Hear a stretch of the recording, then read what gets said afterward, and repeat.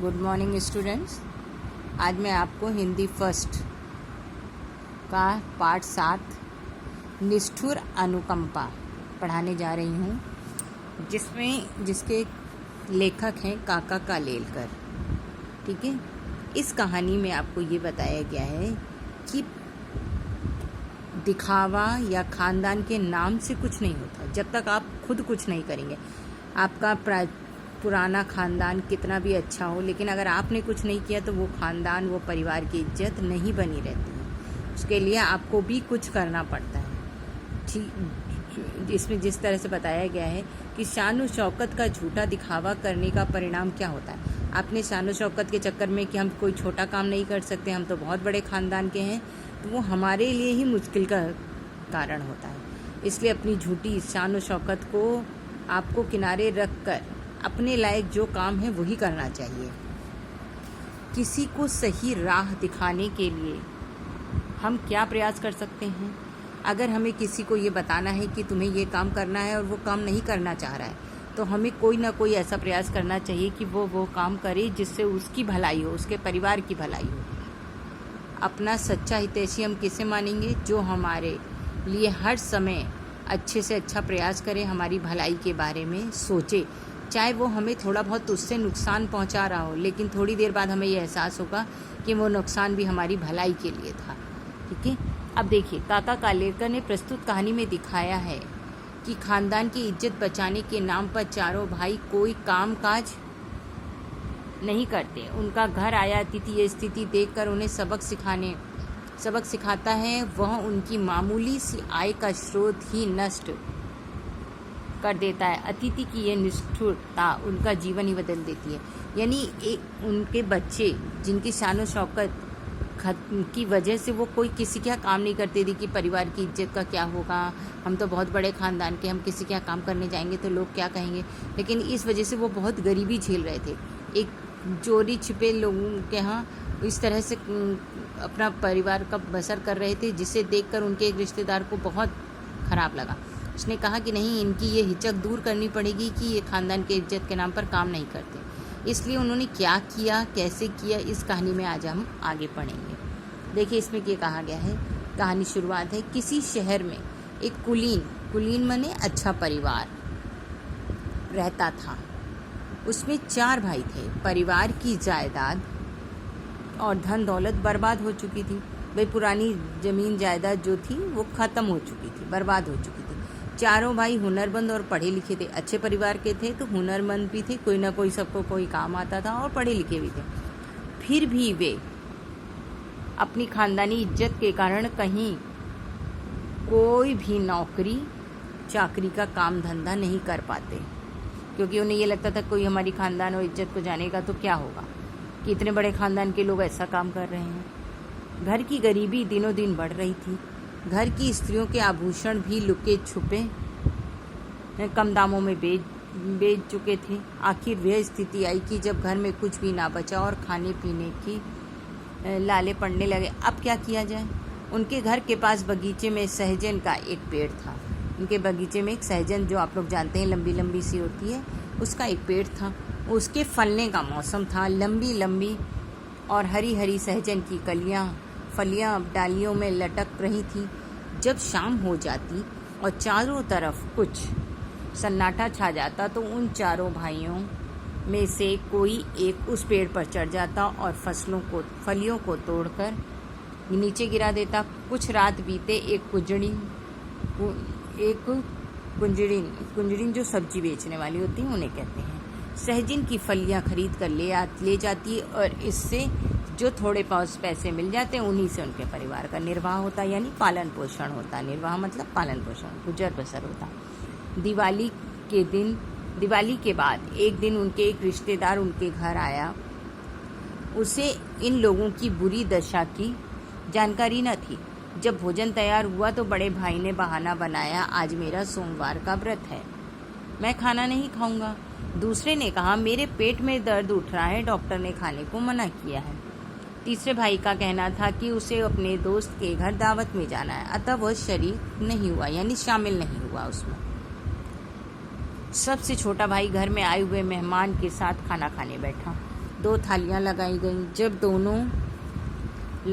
दोनों जन खाने बैठे तो बूढ़ी माँ मेहमान से खाने का खूब आग्रह या बार बार कुछ करती रहती है, लेकिन उसने अपने छोटे लड़के को जरा भी न पूछा। वो लड़का भी सधा हुआ था, समझा हुआ था। वो सीधी चीज़ें परोसी जाती तो उससे पहले ही हाथ हिलाकर मना कर देता कि मुझे नहीं चाहिए। इस तरह 2 बार भोजन करने पर मेहमान ताड़ गया कि ये लोग गरीबी के शिकार हो रहे हैं।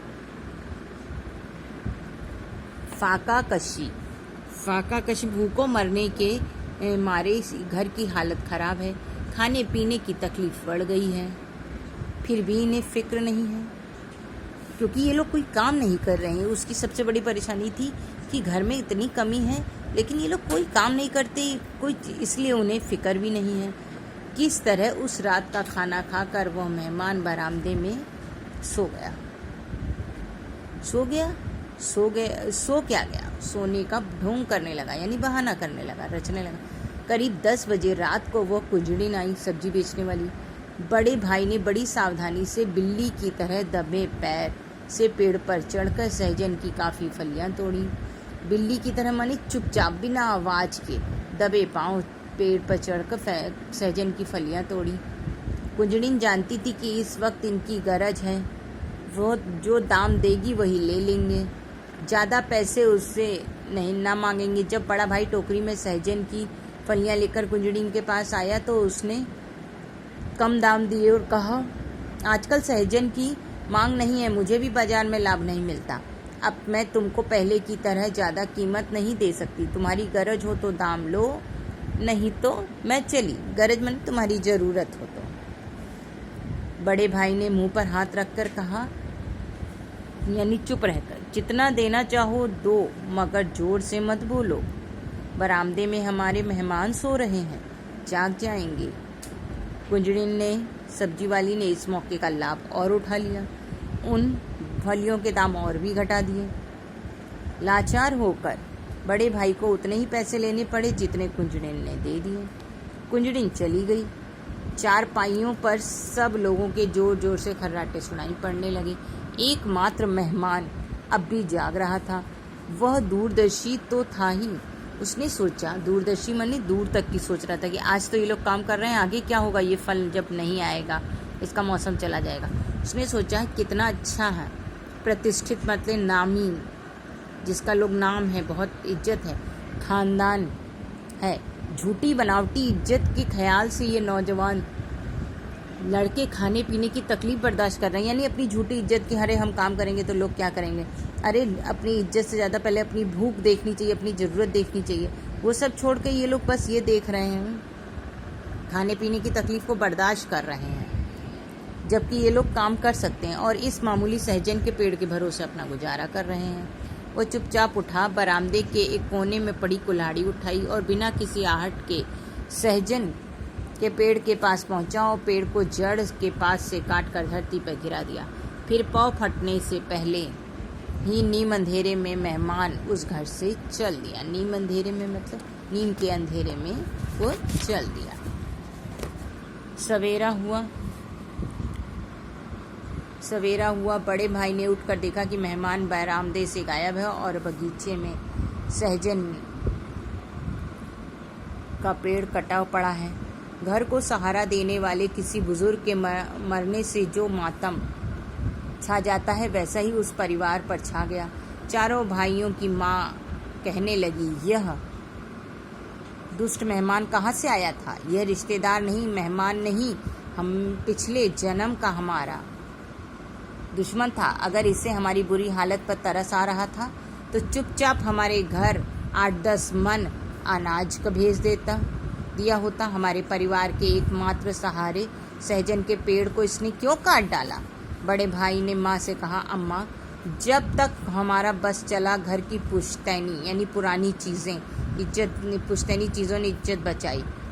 ना किसी की नौकरी की, ना किसी के आगे हाथ फैलाया। मगर आगे गुजारा चलना मुश्किल है, कहीं ना कहीं काम ढूंढना ही पड़ेगा।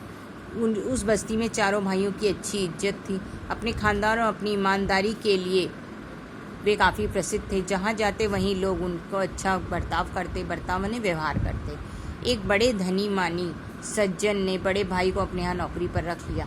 अन्य भाई भी कहीं ना कहीं लग गए। भाई पढ़े लिखे थे, हैं, हुनरमंद थे, तो कहीं ना कहीं तो नौकरी मिल जाती, लेकिन वो करना ही नहीं चाह रहे थे। जब ज़रूरत पड़ गई तो फिर करनी पड़ी। 1 साल बीत गया, चारों की हालत अच्छी हो गई। घर का काम काज भी ठीक चलने लगा। घर में दूध घी की कमी नहीं रही। दूसरी दिवाली आई, वही मेहमान फिर उनके घर आया।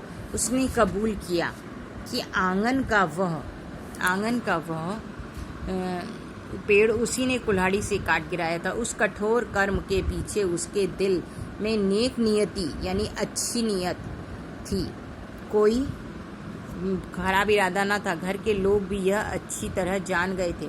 उन चारों भाइयों ने बड़े प्रेम से अपने मेहमान की खातिरदारी की, यानी आओ भगत की, खूब खिलाया पिलाया, स्वागत किया कि उसे विदा करते समय कहा, उस दिन आपने हमारे सहजन का पेड़ नहीं काटा होता तो हमारी काहिली माने सुस्त काहिली कह लीजिए, जिसमें हम काम करना नहीं चाहते या कुछ आगे नहीं बढ़ना चाहते, सुस्ती करते हैं, और बदकिस्मती जिसमें किस्मत खराब हो को काट कर फेंक दिया। अगर आप हम पर तरस खाकर 10-5 मन अनाज हमारे घर भेज देते तो हम और भी नीचे गिर जाते, पूरी बुज़दिल बन जाते, बुज़दिल माने कमज़ोर बन जाते। और आपने हमारे आंगन का पेड़ गिरा के हमारी गिरी हुई किस्मत को ही ऊंचा उठा दिया। दुनिया में भाई बंधु हो तो ऐसे हो। आपने समझ में आया ना? इस तरह लेखक ने ये सिखाया है कि घर की इज्जत तभी होती है जब आप कुछ करें।